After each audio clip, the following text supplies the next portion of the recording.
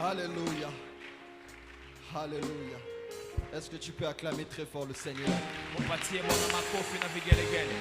Alléluia.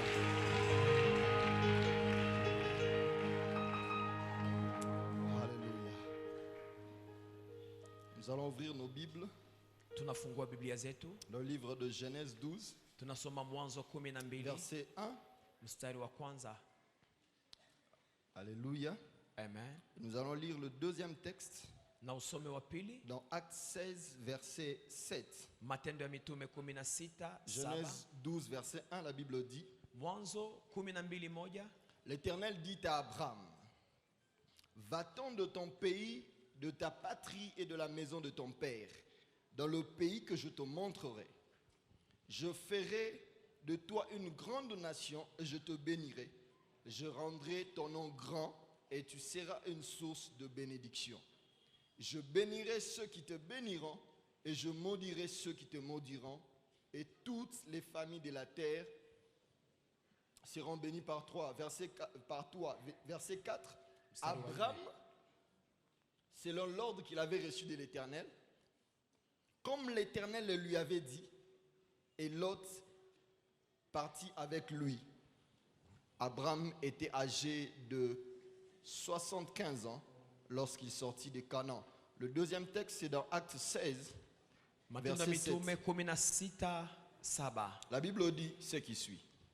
Arrivé près de la Mysie, ils disposaient à entrer en Bithynie, mais l'Esprit de Jésus, le Saint-Esprit, ne leur permit pas. Ils franchirent alors la Mysie et descendirent à Troas. Pendant la nuit, Paul eut une vision. Un Macédonien lui apparut et lui fit cette prière, cette requête: passe en Macédonie, secours-nous. Après cette vision de Paul, nous cherchâmes aussitôt à nous rendre en Macédonie, concluant que le Seigneur nous appelait à y annoncer la bonne nouvelle. Alléluia. Amen. Alléluia. Amen. Nous sommes en train de parler de l'établissement. Et chaque jour, nous essayons d'ajouter comme une pierre Na kila siku tunaongezea kama vile jiwe dans cette maison que nous sommes en train de kwa construire. hii nyumba ambayo tuko na jenga. Alléluia. Amen. Même si les thèmes diffèrent par jour, Hata kama mada zinakuwa mbalimbali, l'objectif c'est que tu combles des vides dans ta vie lengo ni kwamba ukiwa ulio ndani mwako pour qu'au final que tu atteignes cet établissement. ili kwamba ufikie hiyo kushimikwa. C'est comme ça que dans certains jours on posera des briques, Ndivyo kwa siku fulani watatia hiyo mawe ya et kujenga, d'autres jours on posera des chevrons. na siku nyingine watajenga hiyo manjanja ya juu. Alléluia. Amen. Et lorsque nous regardons le premier texte dans Genèse 12, Tunaposoma usome wa kwanza katika Mwanzo 12, nous verrons que Abraham vivait dans son pays normalement. Abrahamu aliishi kawaida katika nchi yake. Il avait des projets, Alikuwa na miradi, il vivait sa vie normalement. aliishi maisha yake kikawaida. Mais un jour, Siku moja l'Éternel lui apparut et lui donna cet ordre. Bwana akamtokea na kumwamurisha, Il lui dit: va-t'en de ton pays, akamwambia toka katika nchi de yako, ta patrie toka katika mji wako et de la maison de ton père. na nyumba ya baba yako. Et lorsque nous lisons la suite de cette histoire, Tunaposoma inayofuata, nous verrons que cette instruction était le début de grandes choses entre Abraham et Dieu. hiyo amri Mungu alimupa ilikuwa mwanzo ya mambo makubwa katika maisha ya Abrahamu. Et lorsque nous continuons, nous continuons à la lecture de la Bible, Tunapoendelea na kusoma Biblia, nous tombons dans ce texte de Actes 16. tunaona hiyo Matendo ya Mitume 16. La Bible dit que Paul et ses compagnons Biblia inasema Paulo na waliokuwa naye avaient prévu d'aller dans une ville pour prêcher l'évangile. walipanga kwenda kutangaza injili katika mji Mais fulani. lorsqu'ils ont voulu entrer dans la ville, Walipotamani kuingia katika mji huo, Paul dit clairement Paulo akasema que ce ne sont pas les démons qui leur ont interdit d'entrer dans la ville. ya kama si mapepo wamewazuiza wasiingie katika Mais il dit mji. l'esprit de Jésus. Akasema ni roho wa Kristo Yesu. Autrement dit, le Saint-Esprit leur a interdit d'entrer dans une ville. Inamaanisha Roho Mtakatifu aliwaambia musiingie katika Et huo dans mji. la nuit, Paul a une vision. Na usiku Paulo akapata maono. Il rêva la nuit. akapata ndoto, Et dans le rêve, il voit un Macédonien qui lui dit, viens en Macédonie, viens nous secourir. na katika ndoto mtu aliyekuwa Macedonia akamwambia kuja kutuokoa hapa Mais Macedonia. parce que c'était un homme spirituel Maana alikuwa mtu wa kiroho qui savait comprendre les messages divins, aliyekuwa anaelewa ujumbe wa Mungu. la Bible dit, ils ont conclu, ils ont compris que ce que Dieu voulait pour eux, c'est qu'ils aillent en Macédonie. Wakaelewa kwamba Bwana alitamani waende Macedonia. Pourquoi je lis les deux textes, l'un dans l'Ancien Testament et l'autre dans le Nouveau Kwa Testament? nini nimesoma hizo shairi mbili katika Agano Jipya na Agano la Kale? C'est pour arriver à cette conclusion. Nilikuwa tufikirie kwa mwisho huu. Personne ne peut marcher avec Dieu sans avoir la capacité de l'écouter. Hakuna mtu anaweza kutembea na Mungu bila kuwa na uwezo ya kumsikiliza. Personne ne peut arriver à son établissement s'il n'a pas ce niveau d'intimité spirituelle avec Dieu qui lui permet de l'écouter. Hakuna mtu anaweza kufikiria kushimikwa na Mungu kama ana urafiki na Mungu unamruhusu asikie nini Mungu anasema. Je ne sais pas si tu es avec moi ce soir. Sijui kama uko pamoja nami magharibi ya leo. Dès la Genèse, la Bible montre comment Dieu parlait avec Adam et Ève. Tangu mwanzo Biblia inaonyesha namna gani Mungu alikuwa anaongea na Adamu na Hawa. Et dans la vision première de Dieu, Katika maono ya Mungu, Dieu aime converser avec son peuple. Mungu anapenda kuongea na watu wake. C'est pourquoi dès la Genèse, il plante ce décor. Ndio maana tangu mwanzo anachukua picha hii. Et quand nous lisons l'histoire de la Bible, Tukisoma historia ya Biblia, tous ceux qui ont marché avec Dieu, wote waliotembea na Mungu, qu'ils soient prophètes ou qu'ils ne soient pas prophètes, awe nabii ama hapana, ils avaient une chose en commun: walikuwa na tabia moja wote. la capacité d'écouter Dieu. Walikuwa na uwezo ya kumsikiliza Mungu. Alléluia. Amen. La capacité d'écouter Dieu. Uwezo wa kumsikiliza La Mungu. Bible parlant de Noé, la Bible dit il était divinement averti des choses qui allaient à venir. Biblia inapozungumzia Noa inasema ya kwamba Noa alikuwa amesha kuarifiwa tayari na Mungu. Imaginez un seul instant si Noé n'était pas capable d'écouter l'avertissement de Dieu. Ikiwa Noa asingelikuwa na uwezo ya kusikia nini Mungu anamwamrisha. Et dans le texte que nous avons lu, je crois hier, Katika usome ambao tulisoma parlant jana, de Jésus et de Joseph, tunapoongelea Yesu na Yusufu. la Bible dit lorsque Hérode a planifié de tuer les enfants, Biblia inasema wakati Herodi alipanga kuua watoto, la Bible dit l'Éternel parlait à Joseph et dit prends l'enfant, fuis en Égypte. Mungu aliongea na Yusufu na kumwambia chukua mtoto na uende naye pa Vous Misri. savez, lorsqu'on parle des grands serviteurs de Dieu dans la Bible, Wanapoongelea watumishi wakubwa wa Mungu, on parle de beaucoup de gens, mais on parle très peu de Joseph. wanaongelea watu wengine lakini wanazungumzia Yusufu mara kidogo. Mais Joseph était capable d'écouter Dieu. Lakini Yusufu alikuwa na uwezo ya kumsikiliza Mungu. Réfléchissons comme des hommes. Sorry. Réfléchissons comme des hommes. Tuwaze kama watu. Imaginez un seul instant si Joseph n'était pas capable de comprendre l'avertissement de Dieu. Tizama ikiwa Yusufu asingelisikia Ke- nini Mungu anamwambia, Que serait devenu l'enfant Jésus? Yesu angelikuwa wapi? Réfléchissons comme des hommes. Tuwaze kama vile watu. Alléluia. Amen. Tu veux arriver à des niveaux d'exploit avec Dieu. Wapenda kufikia kiwango cha maajabu pamoja na Tu Mungu. dois développer l'intimité avec Dieu. Jifunze kujenga urafiki wako na Pour Mungu que tu atteignes le niveau où Dieu te parle toi-même. ili kwamba ufikie kiwango ambapo Mungu anaongea nawe kwa Je upekee. ne sais pas si quelqu'un me comprend ce soir. Sijue kama mtu ananisikia magharibi Vous ya savez, leo. la vie chrétienne ne se vit pas par procuration. Maisha ya Mungu hatuishi kwani tumeipokea, tumepewa na mtu. La procuration, c'est le fait que je donne à mon frère une lettre l'autorisant de faire les choses à ma place. Procuration ni wakati nampatia ndugu yangu kibarua na kumruhusu afanye mambo kwa jina langu. Mais avec Dieu, Pamoja na Mungu, elle ne se passe pas comme ça. mambo hayako vile. En tant que serviteur de Dieu, nous prions pour vous, nous vous enseignons la parole de Dieu. Sisi kama wachungaji tunawafunza na kuwaombea. Nous vous parlons, nous vous donnons les messages que Dieu nous donne. Tunawapa ujumbe ambao Mungu anatupatia. Mais cela n'est pas suffisant. Hiyo Il haitoshi. faut que toi-même tu creuses ton intimité avec Dieu Inabidi mwenyewe ujenge urafiki wako na Mungu afin que Dieu aussi te parle. ili kwamba Mungu aanze kukuzungumzia kwa upekee. Alléluia. Amen. Dieu aime parler à son peuple. Bwana anapenda ongea na watu La wake. Bible dit, il parle tantôt d'une manière, tantôt d'une autre, mais ce sont les hommes qui ne prennent pas garde. Mungu anasema ya kama anaongea kwa namna fulani ama ingine, lakini ni wanadamu ndio awako Ça waangalifu. veut dire que Dieu parle. Inamaanisha Mungu Mais anasema. très peu de gens sont capables d'atteindre ce niveau où ils entendent Dieu. Ni wachache ndio wanakuwa na uwezo ya kumsikiliza Mungu. Dieu parle par les rêves.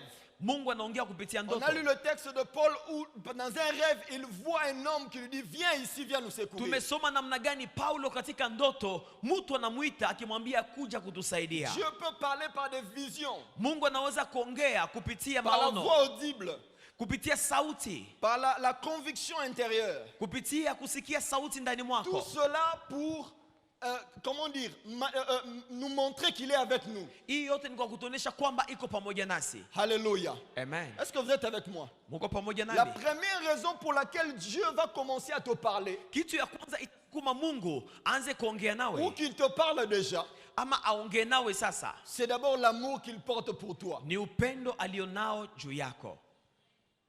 J'ai toujours dit aux gens, Nakuwa nikiambia watu, je crois au ministère prophétique, naaminia zawadi la unabii, mais je ne crois pas qu'un homme peut faire dépendre sa vie d'un prophète. Je crois au ministère prophétique, ninaaminia zawadi ya unabii, mais je ne crois pas que ta vie chrétienne doit dépendre d'un prophète. lakini siamini kama maisha yako ya Kikristo Est-ce que tu peux dire italingana amen? na nabii fulani.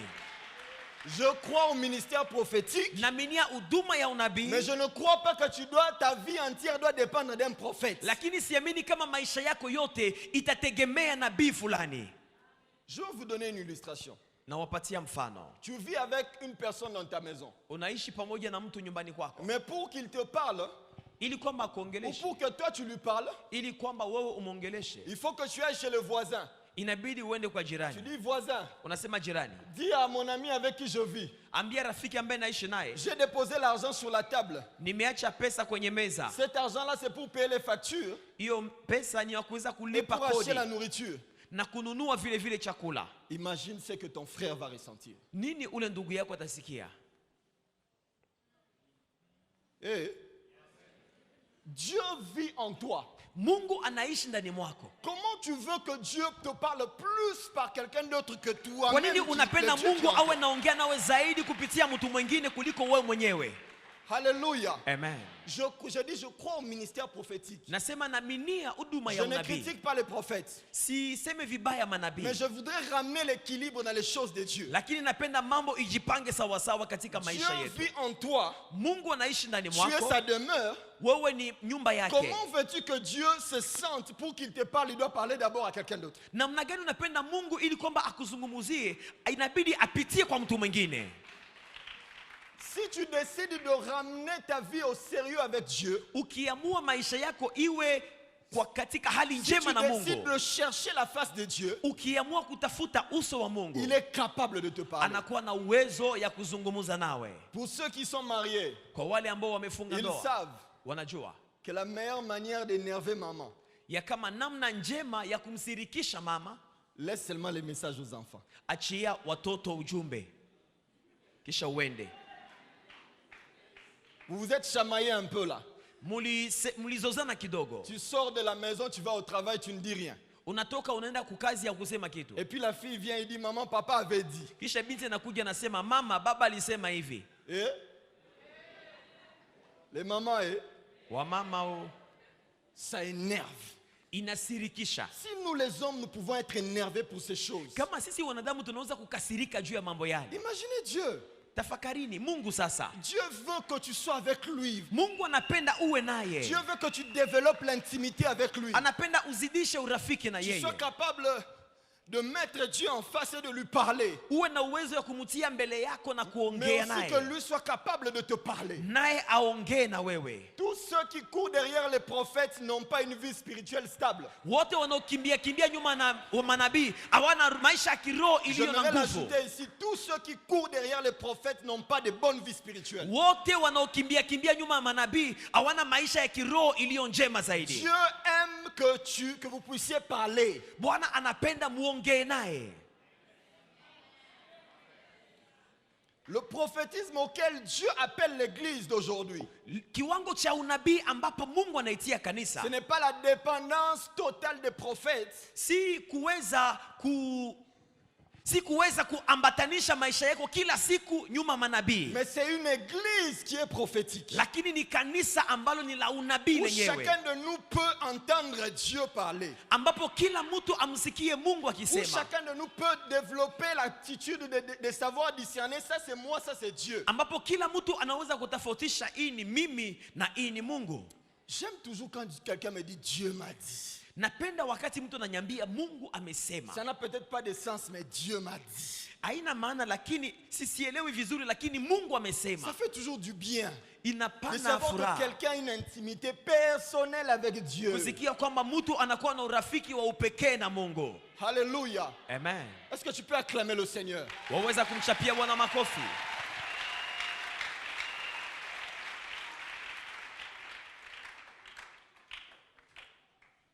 Ma femme était enceinte de notre deuxième enfant. Mke wangu alipokuwa na mimba ya mtoto wetu wa pili, Et un matin, usubuhi moja, vers 4h, 5h du matin, ilikuwa pasa 10 za usubuhi, je vois dans une vision nikaona katika maono une petite fille de 5 ans qui courait dans la maison. binti kidogo ya miaka 5 ambaye alikuwa anakimbia nyumbani. Vous savez, moi, il y a des choses, quand ça vient là, Kuna vitu ambavyo mimi nikapata, j'arrête tout ce que j'étais en train de faire. mimi nasimamisha vitu mimi Même si nilikuwa je suis nafanya. en cours de route, Hata kama niko même si je suis njiani, au volant, hata kama niko je me natembeza mets à gari, prier. naanza Je me omba. mets à prier. Naanza omba.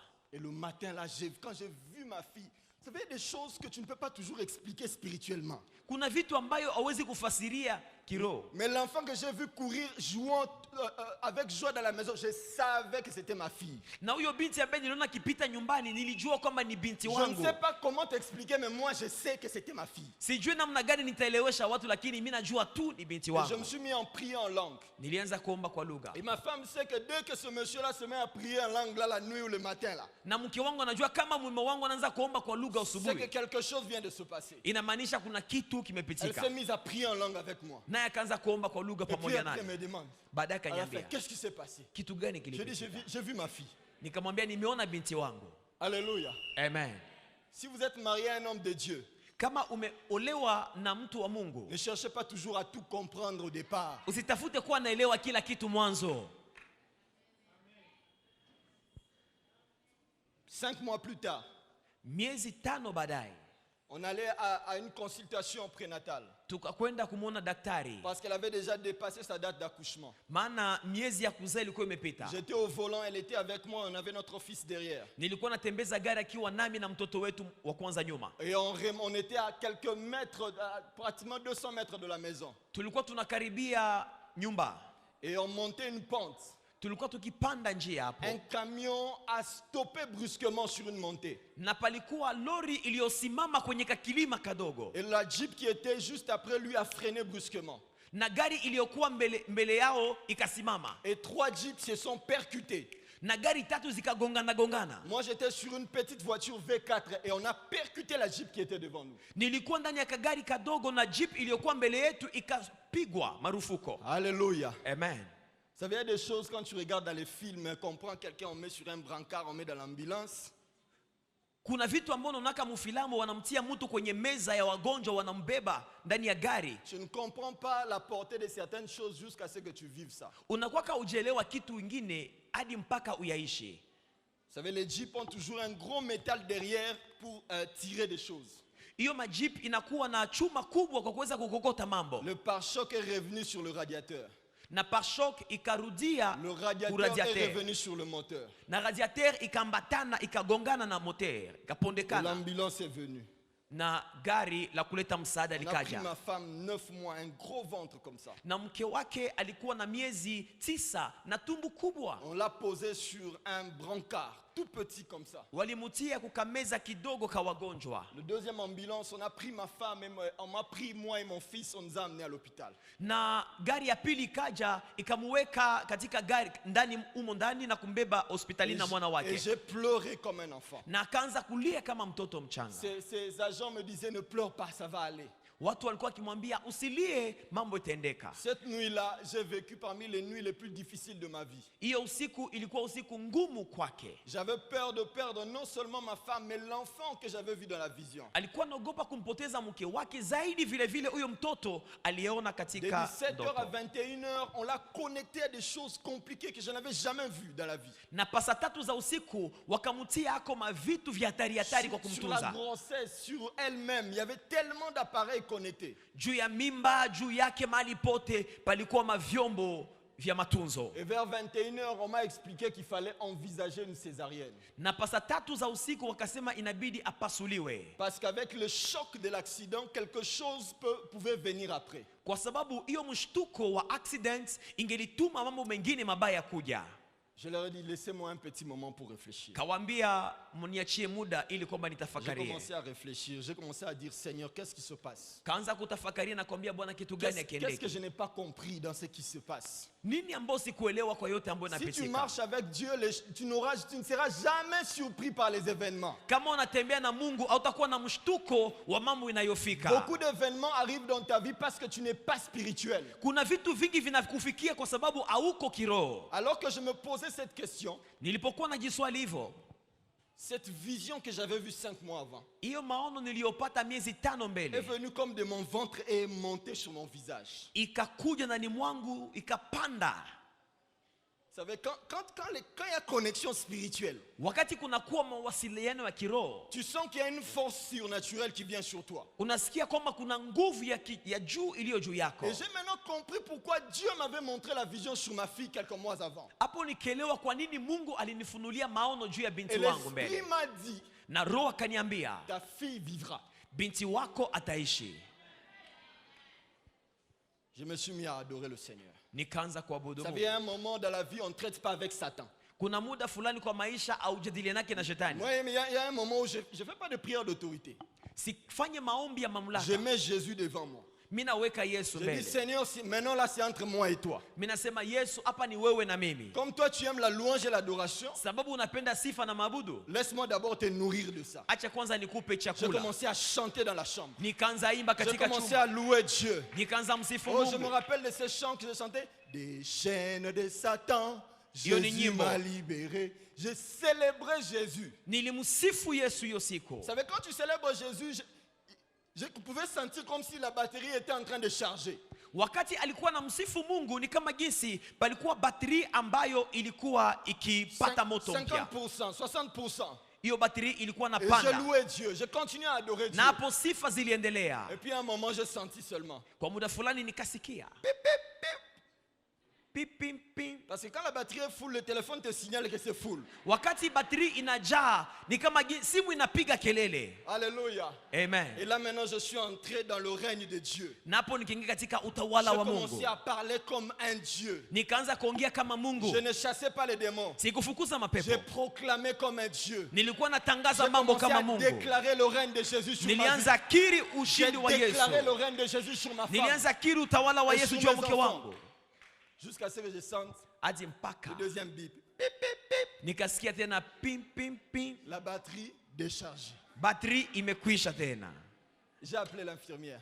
Nikaita J'ai dit mganga, déconnectez-moi tout ça. nikasema mutoshe Je ile l'amène à mambo. l'hôpital, à la maison. Nambeba nyumbani. L'infirmière m'a dit c'est très dangereux. Je dis je sais tout ça, mais je la ramène à la maison. Mganga kaniambia hiyo ni hatari, lakini nikasema mimi J'ai nambeba appelé nyumbani. quelqu'un, on nous a pris, on nous a ramené à la maison. Nikaita mtu akatuchukua nikambeba C'était nyumbani. samedi vers 3h du matin. Ilikuwa siku ya 6 pasa 9 za Le usiku. même samedi, je l'amène à l'hôpital. On dit non, elle n'est pas encore prête pour accoucher. Hiyo siku ya 6 nambeba hospitalini, wanasema bado hawezi Le akazae. dimanche, je l'ai ramené à l'hôpital un soir. Siku ya Mungu nikambeba kwenye Je hospitali. lui ai dit maman, que tu le veuilles ou pas, tu accouches aujourd'hui. Nikamwambia mama, upende usipopenda, leo utazala. La pression qui est sur moi, elle est trop grande là. Aujourd'hui, tu accouches. Leo utazaa, niko na presha kubwa juu Les yangu. médecins nous ont dit oui, le col est déjà ouvert. Bientôt, il faut qu'on surveille maintenant. Waganga wakasema ndio mambo inaanza kuwa Aïe, aïe, vizuri, aïe, inabidi aïe, aïe, tuchunguze. aïe. Quand tu es spirituel, tu es spirituel. Wakati uko kiroho, dumu kiroho. Arrêtez d'être des hommes charnels. Acheni kuwa watu wa kimwili. Je tenais ma femme dans la main. Nilimshika mke wangu Dans sa mkononi chambre où on devait la faire accoucher. na nafasi ambapo ilibidi Avec ma wamumpasue, vision que j'avais vue sur ma fille. pamoja na maono niliyokuwa nayo juu ya Je binti me suis mis wangu. à prier en langue. Nilianza kuomba kwa lugha. Robo, shekerea baba. Nikaanza roboshe. Ah, vous savez qu'il faut avoir une femme de foi qui est... Il faut avoir une femme qui est aussi violente comme toi. Inabidi kuwa na mke ambaye anakuwa sujaa kama wewe. Elle avait des contractions. Alikuwa na Mais maumivu elle prie en tayari. langue avec moi. Alikuwa naomba kwa lugha na mimi. Elle-même, elle sait que quand ce monsieur-là, quand les choses commencent à bouger, il faut le suivre. Yeye mwenyewe anajua kama huyu baba anaanza kuongea kwa lugha na Je prie en kutikisika, langue, mfuate. prie en langue. Niliomba kwa lugha na Avec akaanza les omba kwa lugha. contractions. Pamoja na Elle prie en maumivu. langue. Robobobobo, shekerea baba. Aliendelea kuroboshe. Et puis à un moment, elle crie, hey, j'ai mal. Kwa muda fulani akalalamika, J'ai dit, nasikia vibaya zaidi. continue, ça commence à venir. Nikamwambia endelea kuongea kwa lugha, Elle linaanza continue à kuya. prier en langue. Ongea tu kwa Puis à un lugha. moment, elle crie encore, hey, j'ai mal. Akalalamika J'ai dit, tena continue, maumivu. continue. Nikamwambia endelea. Et puis elle me dit, Eric, l'enfant est là. Kwa mwisho kaniambia, Eric, mtoto Appelle anakuja. l'infirmière. Mwite mganga. J'appelle l'infirmière. Nikamwita mganga. L'infirmière arrive. Mganga Elle me anafika. dit, la tête de l'enfant est dehors. Akasema kichwa mtoto iko nje.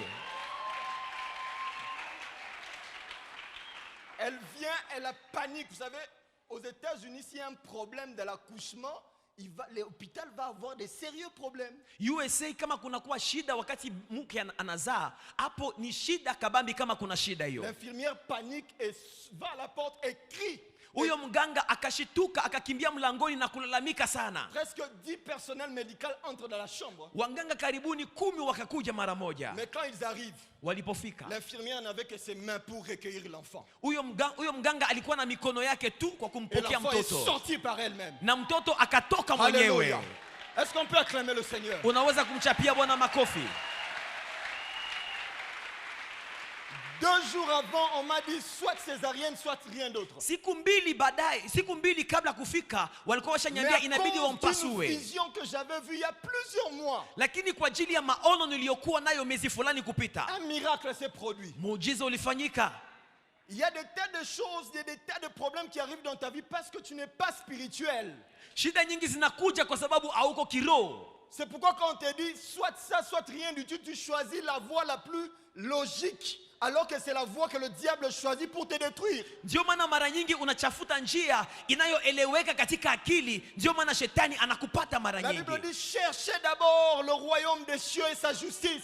Biblia inasema tafuteni kwanza ufalme wa mbingu Et na tout haki vous sera yake, donné après. mengine mtayapewa baadaye. Cherchez le spirituel. Tafuteni kwanza vya kiroho. J'aime ce que Paul dit dans Corinthiens, aspirez aux dons les meilleurs. Napenda kile Paulo anasema, tarajieni kwanza karama zuri. Tu peux venir à l'église parce que tu as des problèmes. Unaweza kuja kanisani kwani una shida. Certains ont donné leur vie à Jésus parce qu'ils étaient malades. Wengine walikuja kwa Yesu kwani walikuwa wagonjwa, Parce qu'ils étaient dérangés par des démons. kwani mapepo Parce qu'ils cherchaient un ziliwasumbua, travail. sababu Je walitafuta ne sais pas makazi. comment Dieu t'a rencontré. Sijui namna gani Mungu Mais amekukuta, au bout d'un moment, lakini kwa muda plus tu fulani grandis avec Dieu, unapokomana plus pamoja na ta Mungu, priorité doit cesser d'être des choses de la terre. mambo yako ya muhimu haitakuwa devenir vitu le vya ciel. dunia na inakuwa mbingu. Alléluia. Amen. Vous savez, la Bible dit, Biblia Dieu inasema nous a déjà bénis avec des bénédictions spirituelles dans le lieu céleste. Bwana amesha kutubariki na baraka za kiroho pahali pa Maintenant, mbingu. si tes yeux sont connectés au spirituel, Kama mecho yako inaona mambo ya roho, tu touches les mystères de Dieu, unagusa siri za mbingu, le reste va venir. mengine yatakuja baadaye pole pole. Les grands hommes qui ont marché avec Dieu, Watu wakubwa waliotembea na Mungu lisez Hébreux 11, walikuwa nasoma tous ceux qu'on Waibrania appelle les 11. héros de la foi Wale majitu wa imani avaient une seule caractéristique, walikuwa na tabia moja, la capacité d'écouter Dieu. walikuwa na uwezo ya kumsikiliza Mungu. Quel est ton niveau d'intimité avec Dieu ce soir? Urafiki wako na Mungu unakuwa kwa kiwango gani? Quel est ton niveau d'intimité avec Dieu? Urafiki wako na Mungu uko kwa kiwango gani? Maman, certaines choses qui arrivent à tes enfants, c'est parce que tu n'es pas spirituel. Mama, kuna vitu vinafikia watoto wako sababu hauko kiroho. Alléluia. Amen. J'aime, après mon ordination, ma mère m'a écrit. Baada ya kushimikwa wakfu katika huduma, mama yake alimwandikia. Elle m'a dit, il y a plusieurs années, Akasema inakuwa miaka mingi, vous étiez encore enfant. mulikuwa mko watoto. Mais quand je cherchais Dieu, Nilipokuwa namtafuta Mungu, un homme de Dieu m'avait dit mtu mmoja wa Mungu qu'un de mes aliniambia fils servira le Seigneur. ya kama mwana wako atamtumikia Mungu. Et je ne pouvais jamais imaginer que c'était toi. Na singeliwazia kama ule mwana alikuwa ni wewe. Alléluia. Amen. Et ce mois-là, elle m'a envoyé sa dîme.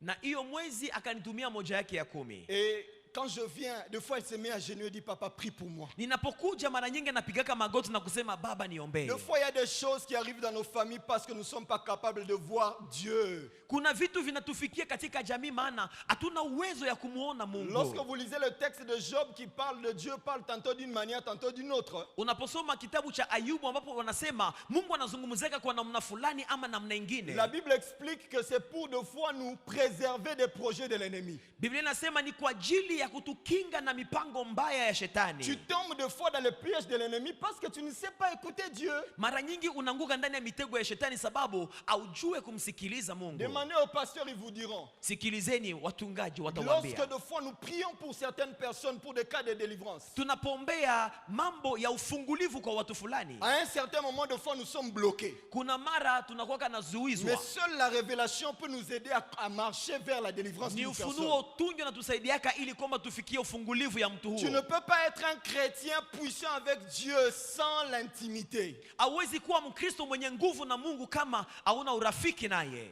Alléluia. Amen. Ce n'est pas seulement les intercesseurs, non, même les choristes. Si tu wale waombaji hata waimbaji pia. Moi j'étais dans une chorale. Nilikuwa ndani ya Mais quand kwaya. il fallait chasser les démons, Kama ilibidi kufukuza le mapepo. pasteur me regardait. Mchungaji Il dit, alikuwa petit, ananitazama. descends là-bas. Anasema kijana Tu peux kuja. être protocole et être puissant. Unaweza kuwa kwenye protocol na una Alléluia. nguvu.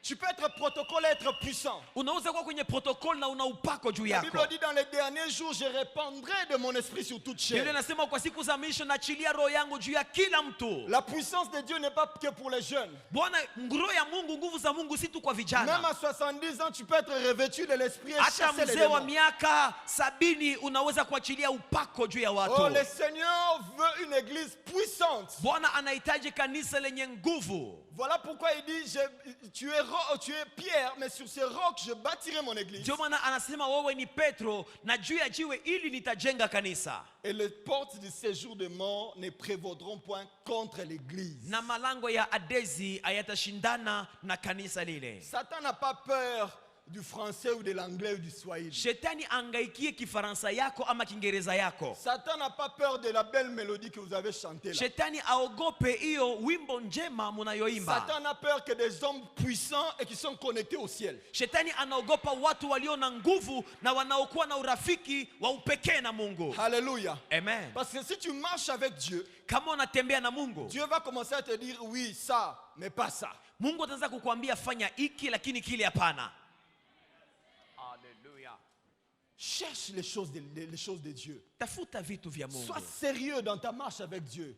Uwe mwaminifu katika kutembea kwako na Mungu. La Bible dit qu'il y a des choses que l'oreille n'a pas encore entendues, Biblia inasema kuna mambo ambayo que sikio l'œil n'a pas alijasikia, encore vues, jicho alijaona, des choses qui ne sont pas encore montées dans le cœur de l'homme, vitu ambayo haijafika katika moyo wa mtu, mais des choses que Dieu a réservées pour ceux qui l'aiment. vitu ambayo Mungu aliwekea Mais wale ambao Comment wanapenda. penses-tu que ces choses-là, tu vas être en connaissance de ça si tu n'es pas en intimité avec le Namna Saint-Esprit? gani utafikia mambo yale kama hauna urafiki wa upekee na Roho Je Mtakatifu? ne supporte pas les gens charnels. Sipendake watu wa kimwili. Alléluia. Amen. Quand vous leur montrez les choses selon Dieu, ils sont toujours là dans les miettes, dans les miettes. Unapoonesha vitu kulingana na mtazamo wa Mungu, wanabaki tu wakigusa vitu ya chini chini ya Bien-aimé, ya si toi chini. tu es encore dans Dieu, les choses matérielles, sache que tu es encore dans les miettes. Kama wewe ungaliki na shikamana na vitu tu vya kuonekana, jua kwamba Y a pas uko plus- ndani ya vitu vidogo Il n'y a pas sana. plus merveilleux que de connaître les mystères de Dieu. Hakuna kitu njema kama kuelewa siri za Il Mungu. n'y a pas plus merveilleux qu'un homme qui adore et qui peut voir le Seigneur. Hakuna kitu ya muhimu kama vile mtu anayeabudu na kumtizama Bwana.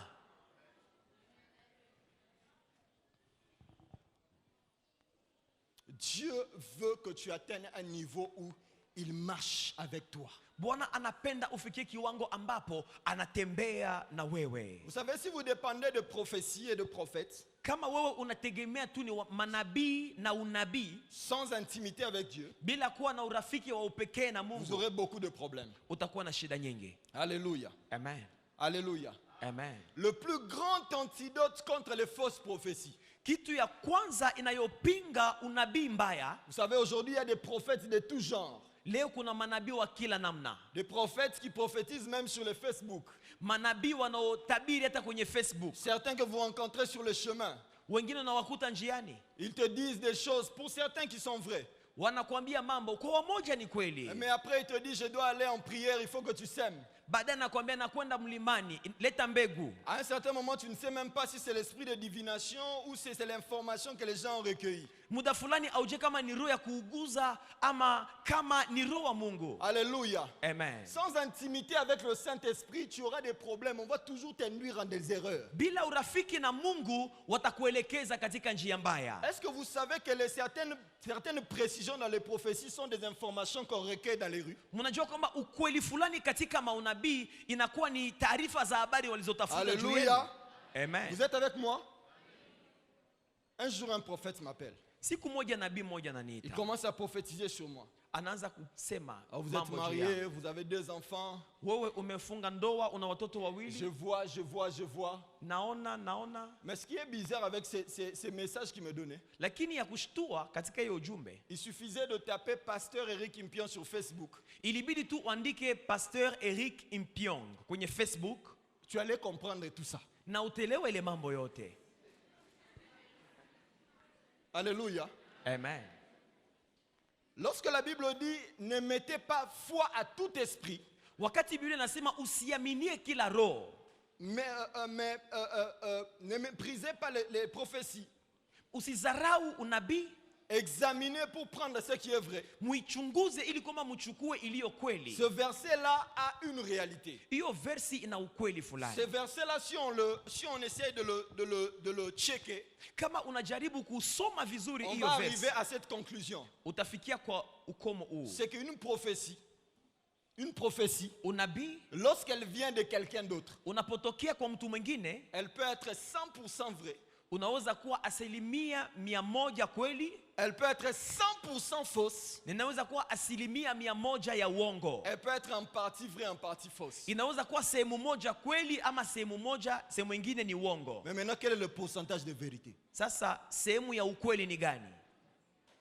Peut-être que dans ce qu'on te donne, 10% seulement est vrai. Yawezekana muyale wanakuambia 10% 90% est fausseté kweli. sur fausseté. na engine nayobaki ni uongo. C'est pourquoi j'ai toujours dit aux gens, quand on prophétise sur toi, laisse le prophète parler jusqu'à la fin. Ndio maana naambia watu kama wanakutabiria, acha nabii aseme mpaka mwisho. Un jour, un prophète, un ami m'a amené voir un de ses amis qui était prophète. Siku moja rafiki yangu moja alinibeba kuona rafiki yake ambaye alikuwa nabii. Vous savez, si vous enlevez une alliance, Kama unakuwa na peta ya ndoa, il est possible qu'on vous prophétise que vous avez besoin d'un mariage. Il est possible qu'on vous prophétise que vous avez besoin d'un mariage. si vous avez l'alliance. Si vous manquez d'alliance sur le doigt, Okay, kama hauna peta ya ndoa kwenye kidole, wanaweza kukutabiria kwamba unahitaji ndoa. si vous enlevez le costume, vous portez une babouche bizarre, et un jean bizarre et un t-shirt. Vous savez les t-shirts là qu'on utilise pour dormir la nuit là. Kama unavala mapapa na unavaa pantalo na ka t-shirts kenye akiko kamzuri, Il est possible qu'on vous prophétise que vous avez besoin du travail. wanaweza kukutabiria unahitaji kazi. Alléluia. Amen. Ce sont des choses qui se passent et beaucoup de vies sont détruites. Maisha mingi ya watu imeharibika. Si vous dépendez d'un prophète, je vous dis, ne faites pas ça, vous allez détruire votre vie. Développez l'intimité avec le Saint-Esprit. Kama wewe maisha yako yote unamtumainia tu nabii, utashangaa.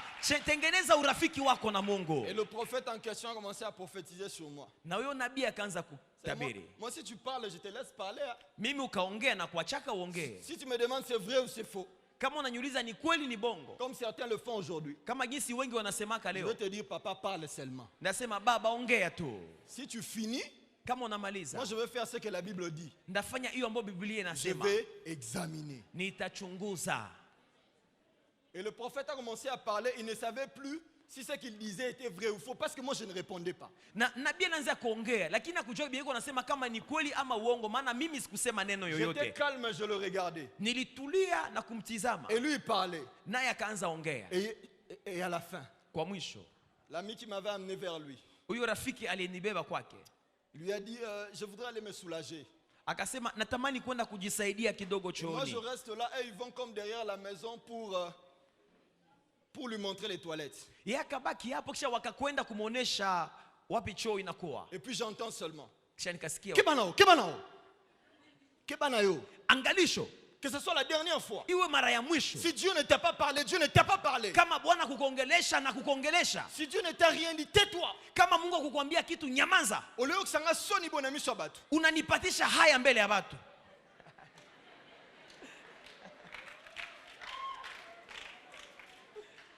J'étais marié depuis plus d'1 an avec un enfant.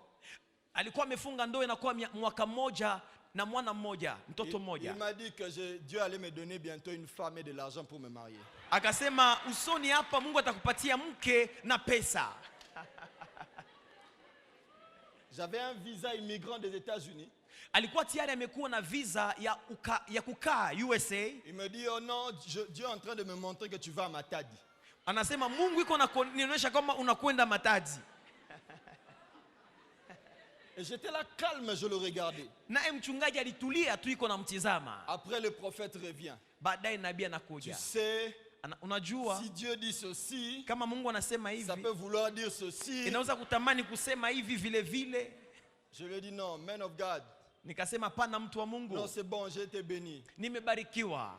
Alléluia. Amen. Les fausses prophéties existent Unabii za uongo qui zinakuwaka. peuvent vous dérouter définitivement de votre destinée. Wanaweza kukutosha kando ya hatima C'est yako. pourquoi je dis toujours aux gens, si quelqu'un vous donne une prophétie, venez voir le pasteur. Ndio Partagez maana avec naambiaka lui. watu kama mtu anakupa unabii juu ya maisha yako, Ça peut kuja être- kumuona mchungaji Ça peut wako. être des esprits mauvais qui veulent vous dérouter de la voie. Inaweza kuwa roho chafu zinazotamani kukubeba kando. Parce qu'il y a aussi certains qui prophétisent par des esprits divinatoires. Maana kuna wamoja wanakuwa wakilagula, Ils ont des fétiches pour avoir des précisions. wanakuwa na ufumu ndani mwao. Alléluia. Amen. Bien souvent, ils s'arrêtent avec des paroles de connaissance. Ils prophétisent très peu. Wanakuwa wakitabiri madogo. Ils te diront seulement ton nom ceci, ton nom cela, voilà, voilà, les choses dans le présent, mais le futur, il ne te dira pas. Watakufunulia tu mambo ya juujuu, jina yako, kwenu, na watakwambia kuhusu hatima yako. Ça sera toujours, je vois des combats dans ta famille. Itakuwa tunaona mavita kubwa. Oui, on a les combats. En tant que chrétien, on a des combats. Sisi kama Wakristo, vita ni kila siku. Je n'ai pas besoin que tu me le dises. Sihitaji hata uniambie juu iko. Mais les vraies prophéties aussi existent. Lakini unabii wa kweli pia unakuwa. Des choses où quand toi-même, comme on a parlé de Marie l'autre fois, Kama ngisi tuliongelea Maria. quand toi-même tu te regardes, tu te demandes comment cela se fera-t-il. Wakati unajiona wewe mwenyewe unajiuliza namna gani mambo haya itafika. Au départ, peut-être que tu négliges. Si kwamba unadharau. Mais le jour, quand les jours et les heures passent, Mwanzo unaanza kudharau, lakini siku zinapopita tu commences à sentir que cette histoire, unaanza kusikia kwamba hii vitu iko nakuya. la conviction commence à monter. Imani inaanza kupanda. Si Dieu a parlé, Dieu a parlé. Kama Mungu ameongea On na n'a pas besoin de ameshaongea. forcer. Hahitaji ukaze. Que personne ne te pousse, oh Dieu a dit fait. Non. Mtu asikusukume, La Mungu Bible alisema dit fanya. examiner. Chunguzeni, ndio Biblia inasema. J'insiste, examiner. Nasema chunguzeni. Je prêchais à une église à Kassavubu. Pakasavubu. Une extension de parole du salut à Kassavubu. Kanisa moja Pakasavubu, mchungaji alihubiri hapo. Je n'avais même pas parlé de ça. Na hapo sikongeleta mambo yale. Et à la fin, une dame est venue nous voir au bureau et voulait que je prie pour elle. Kwa mwisho panadada alikuja kwenye office kuona mchungaji na alipenda Elle dit amwombee. qu'il y avait quelqu'un qui prêchait chaque matin dans leur avenue. Na akasema mtu mmoja alikuwa anahubiri katika katalao. Et il demandait aux gens de sortir de chez eux parce qu'ils voulaient prophétiser sur les gens vers 6 heures du matin. Na alikuwa anaambia watu hiyo asubuhi mkuje mtoke manyumba ni Et watabirie. la dame sort et on prophétise sur elle. Huyo dada katoka Oh, wakamtabiria. Dieu va faire ceci, Dieu va faire cela. Bwana atafanya hiki na hiki. Mais à la fin, le prophète lui dit, Kwa mwisho nabii il akamwambia, faut que tu sèmes un drum dans mon église. inabidi ulete mbegu ya drumu ndani ya kanisa. La maman dit, Huyo mama akasema, je suis veuve, mimi nimeshakufisha j'ai bwana. 5 enfants, Nina watoto 5. je n'ai pas de travail, Sina kazi. je suis malade, Mimi nagonjwa je n'ai pas de moyens. na sina kazi. Comment faire? Nifanye? Oh non, il faut seulement que tu sèmes dans mon église. Mama, wewe leta tu mbegu. La dame dit, il n'y a pas de problème, je vais s'aimer mais dans notre église. Mama akasema hakuna shida. Ndaleta mbegu lakini mukanisa ingine. Le prophète s'énerve. Nabii akasirika. Alléluia. Amen. Dieu parle. Mungu Mais nous anaongea. devons aussi faire attention que dans les derniers temps, il s'élèvera tellement de faux prophètes. Tufanye angalisho, maana siku za mwisho manabii wabaya watainuka C'est wengi. pourquoi restez attachés à l'église, restez attachés aux serviteurs de Dieu qui sont sérieux. Ndio maana ambatana na kanisa na watumishi wa Mungu wanaokuwa serious hapa. J'ai été impressionné par la qualité du travail que vous accomplissez ici. Nilishawishwa na uzuri wa kazi mnaofanya mahali En hapa. même temps, c'est professionnel. Inakuwa vile vile En même mambo, temps, c'est très spirituel. inakuwa mambo ya vizuri kwa Dieu kuonekana est na ya ici. vizuri kwa kiroho. Peut-être que tu ne le sais pas, Dieu est ici. Mungu ni mahali hapa. Attache-toi à Dieu. Ambatana na Mungu. Développe l'intimité avec l'Esprit. Tengeneza urafiki wako na Roho Et Mtakatifu. comme je l'ai dit, Kama jinsi nilivyosema, le plus grand remède contre les fausses prophéties, dawa ya unabii ya bongo c'est ton intimité avec Dieu. inakuwa ni urafiki wako na Mungu. Quand tu développes l'intimité avec Dieu, Jenga urafiki wako na Mungu. non seulement que tu es capable de discerner si ce que tu entends, c'est la voix de ta conscience ou Dieu, Utakuwa na uwezo ya kujua ile unayoona kama ni sauti yako ama ni sauti ya Mungu. et cette conviction va arriver à un niveau où ça va devenir le discernement. Na hiyo sauti itafika kukupatia uwezo ya kuanza kutofautisha mambo Et kiwaziwazi. ce discernement-là ne travaillera pas seulement, comme j'ai dit, par rapport à toi-même, Na hiyo haitatumika tu kulingana na wewe mwenyewe, mais elle travaillera aussi par rapport à tout ce que les gens vous amènent comme oh Dieu m'a dit, Dieu m'a dit, Dieu na m'a dit. utaanza kujua kutambua wale wengine wanaokuletea maujumbe. Quand tu atteins un niveau de discernement, Unapofikia kiwango fulani Il cha arrive- karama ya il kutofautisha arrivera un mambo, moment, itafika muda ambapo quelqu'un te parle, mtu anaongea tu nawe, entends seulement dans ton cœur, unasikia moyo yako il est en train de mentir. iko na danganya, Tu ne sais pas comment, aujue namna mais tu gani, sens que ça c'est du mensonge. lakini unasikia kwamba hii ni uongo. Dieu parle, Mungu anaongeaka, mais il ne parle pas toujours pas avec exploit.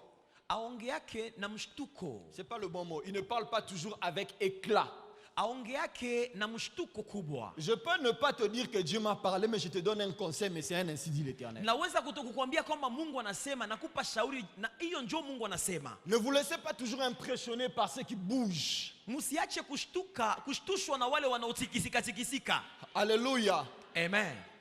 La vie chrétienne est bâtie sur un certain nombre de choses. Et c'est par Maisha là ya que je vais terminer. Ukristo inajengwa juu ya mambo fulani ambayo nitawaambia. Elle est bâtie sur la foi en Dieu et sur sa parole. Imejengwa juu ya neno, imani kwa neno la Mungu. Elle est bâtie sur la prière. Imejengwa juu ya maombi. Elle est bâtie sur la parole, l'enseignement que tu reçois de ses serviteurs. Imejengwa juu ya mafundisho unaopokea kwa watumishi wa Mungu. Et elle est bâtie sur l'obéissance aux instructions et à la parole de Dieu. Inajengwa juu ya uaminifu na utiifu kwa neno na maelekezo ya Mungu. Négliger ces choses Unapozarau mambo yale, et courir derrière les prophètes unakimbilia ne te kimbilia donneront manabii, pas la gloire de Dieu. hawatakupatia utukufu wa Mungu. Alléluia. Amen. Dieu veut que tu sois un intime pour lui. Bwana anapenda uwe rafiki, mpenzi Comme je wake. l'ai dit, imaginez un seul instant que Noé n'avait pas compris le message de Dieu. Que serait devenue Tafakarieni l'humanité? kama Nuhu asingelisikia sauti ya Mungu, Imaginez un seul instant que Joseph n'avait pas compris le message divin. kama Yusufu asingelisikia sauti ya Mungu. Certains vont en Ouganda alors que Dieu les attend en Zambie. Wamoja wanakwenda Uganda ijapokuwa Mungu anawachunga Zambi. Soyez de ceux qui savent écouter Dieu. Muwe miongoni mwa wale wanaojua Soyez kumsikiliza de ceux Mungu. qui savent examiner les messages qu'ils Muwe reçoivent. miongoni mwa wale wanaojua kuchunguza ujumbe wanazopata. Ce qui est bizarre, Ya kushtua, les hommes de Dieu que vous avez avec vous en permanence, watu wa Mungu mulionao hapa kila siku, même quand ils prophétisent pour vous, hata kama wanatabiri juu yenu, ils ne vous demandent pas de s'aimer. awaambiake mulete mbegu, Je ne sais sadaka pas ya si quelqu'un m'a mbegu. compris. Mtu uko nanielewa? Mais quelqu'un que tu connais ni d'Adam ni d'Ève, Mtu mwenye aujue ni mwanzo ni mwisho yake, il va seulement te dire que tu as des combats. anakuambia tuko na mavita Et c'est là que tu vas aller s'aimer. na leta sadaka ya mbegu, na hapo njoo naenda kuleta sadaka yako. Attache-toi au Seigneur Ambatana na Mungu et le Seigneur te fera du bien. na Bwana Est-ce atakutendea qu'on peut mema. acclamer le Seigneur? Tumshangilie Bwana.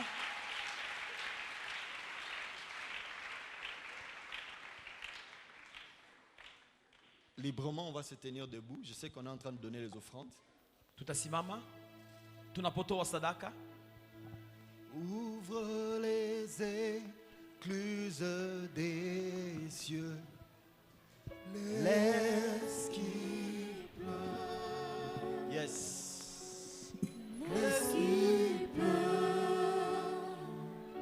Alléluia.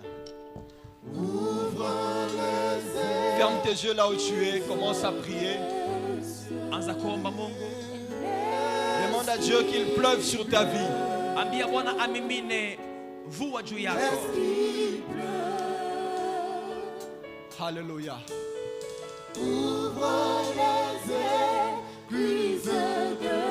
Qu'il pleuve, qu'il pleuve, qu'il pleuve. Mvua inyeshe. Qu'il pleuve, qu'il pleuve, qu'il pleuve. Mvua inyeshe. On y va ensemble. Yes.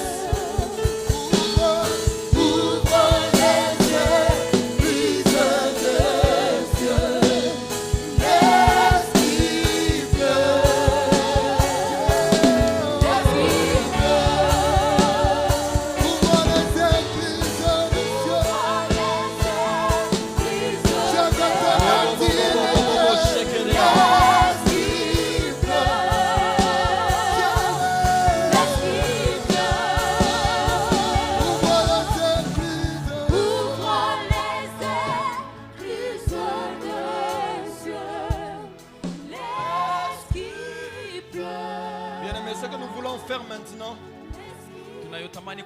nous voulons prier pour que Dieu déclenche dans ta vie une nouvelle dimension spirituelle qui te permettra de discerner sa voix de celle de ton âme et de ce qui vient de l'ennemi. C'est pourquoi ferme tes yeux là où tu es. S'il te plaît, ne me regarde pas. Prie, demande à Dieu de t'utiliser. Que ce soit ta prière ce soir, dis Seigneur, utilise-moi. Dis Seigneur, utilise-moi. Je veux être un instrument entre tes mains. Je veux être quelqu'un que tu utilises. Je veux être capable d'écouter ta voix. Oh, je veux être capable de discerner tes voix par rapport à ma vie. Continue à prier, continue à prier. Lève ta voix, prie le Seigneur. Prie le Seigneur. Bien-aimé, ta vie est en jeu. Ta vie est en jeu. Continue à prier, continue à prier.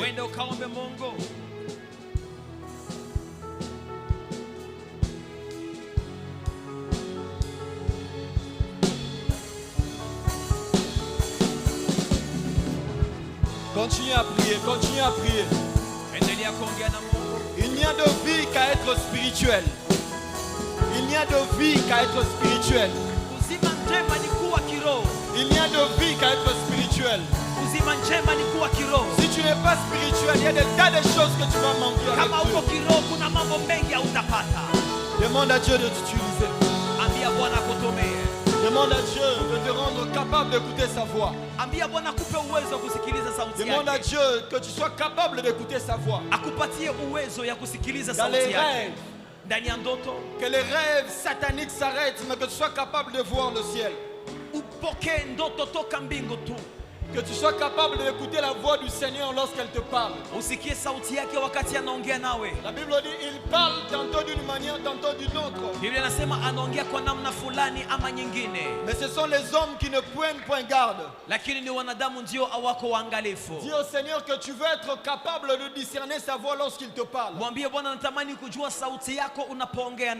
lorsque c'est une voix fine, tu veux écouter sa voix. Même là où les gens ne voient pas, mais toi tu veux voir. Alléluia, alléluia. Continue à prier, continue à prier. Continue à prier.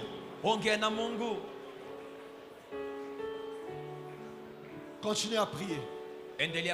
Continue à prier, continue à prier. Oh Église, je veux que tu pries. Je veux que tu pries réellement. La Bible dit aspirer aux dons les meilleurs. Montre à Dieu la soif que tu as. Montre à Dieu la soif que tu as ce soir.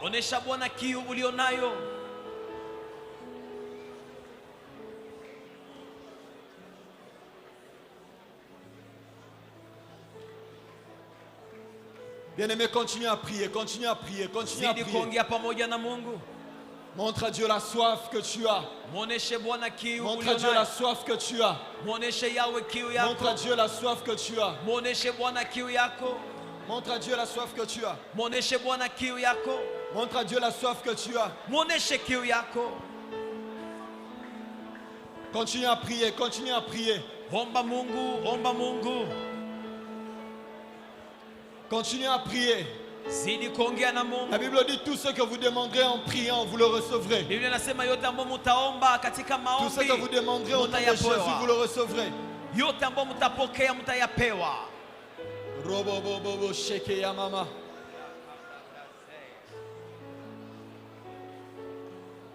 Demande à Dieu qu'il te parle lorsque tu dors. Ambia Bwana aongee nawe unapolala. Lorsque tu dors, que le ciel soit ouvert sur toi. Unapolala mbingu zifunguke juu yako. Lorsque tu pries, que le ciel soit ouvert sur toi. Unapoomba mbingu zifunguke juu yako. Oh, lorsque tu te mets à genoux, que tu entendes sa voix. Unapopiga magoti C'est en usikie train de sauti monter. yake. Continue à demander, c'est en train de venir. C'est en train Endelea de venir. kuomba. Mambo yako nakuja. Sheke ya mama. Oh, que c'est en train de venir, c'est en train de monter. Yale mambo yako Continue, nakuja. continue, continue, continue. Endelea Continue kuomba. à prier, continue à prier. Zidi kuomba Mungu. Le Seigneur est en train de donner. Bwana iko nakupa. Robobo ya mama. Romonama shaya baba. Que tes oreilles s'ouvrent ce soir. Masikio yako yafunguke Que jioni ya tes leo. yeux s'ouvrent ce soir. Mecho yako ifunguke. Que les écluses tombent de tes yeux. Vikaya vianguke kwenye Que les mecho yako. écailles tombent de tes yeux. Vikaya vianguke kwenye mecho Pour yako. que tu voies Dieu comme il veut que tu le voies. Ili kwamba uone Mungu. Que tu entendes sa voix comme il veut que tu l'entendes. Usikie sauti yake kama jinsi napenda umusikilize. Continue à prier, continue à prier. Zidi kuongea Continue à pamoja na prier, continue à Bwana. prier. Continue à prier. Ongea pamoja na Mungu. Continue à prier. Zungumza pamoja na Le Yahweh. Saint-Esprit est là. Roho Le Mtakatifu yuko. Saint-Esprit est là. Roho Mtakatifu Le yuko. Saint-Esprit est là. Roho Mtakatifu Le yuko. Saint-Esprit est là. Roho Mtakatifu yuko. Oh, il te donne, il te donne, il te donne. Iko nakupatia. Il déverse cela sur ta vie. Anachilia mambo yale Il juu ya déverse maisha yako. cela sur ta vie. Anachilia mambo yale Le juu ya maisha yako. Saint-Esprit est en train de déverser cela sur ta Roho vie. iko nakupa mambo yale. Robobobobobobobo. Robobobobobobo.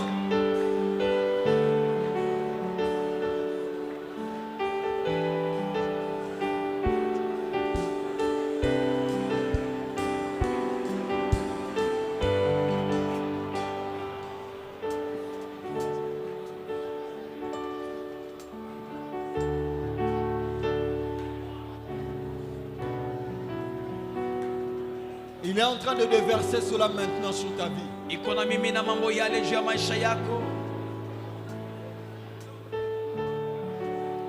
Il est en train de déverser cela sur ta vie.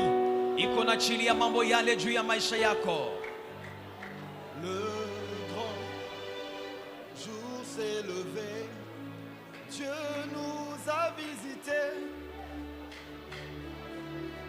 Voici de temps nouveau. Chantons gloire à l'agneau.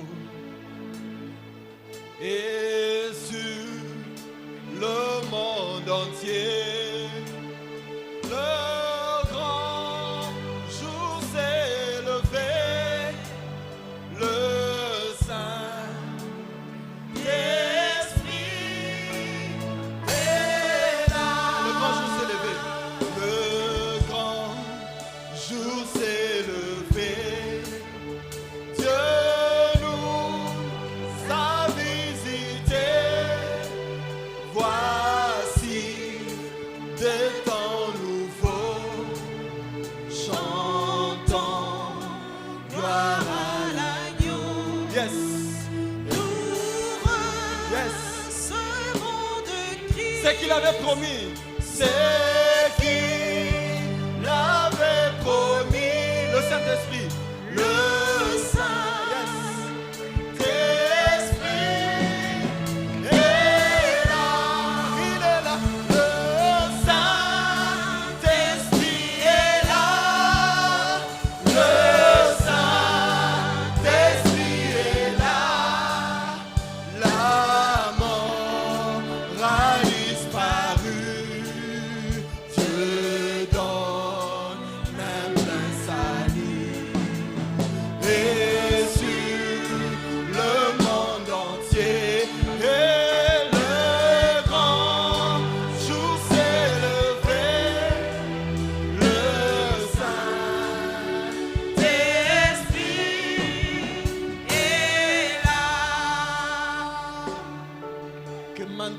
les dons spirituels qui étaient restés fermés pendant longtemps s'ouvrent. Zawadi iliyofungwa juu yako kwa siku nyingi. Alors que tu n'étais plus capable de voir le ciel ouvert, maintenant elle est en train de s'ouvrir. Wewe uliyekuwa hauna uwezo ya kuona mbingu ikifunguka, ifunguke sasa. Alléluia, alléluia. Alléluia. Alléluia. La gloire n'est pas toujours spectaculaire. Utukufu haiko tu ya kuonekana. La gloire peut travailler dans le calme. Utukufu unafanya kazi ndani ya kimya. Quelque chose est en train de se passer dans ta vie. Kuna kitu kinafanyika juu ya maisha yako.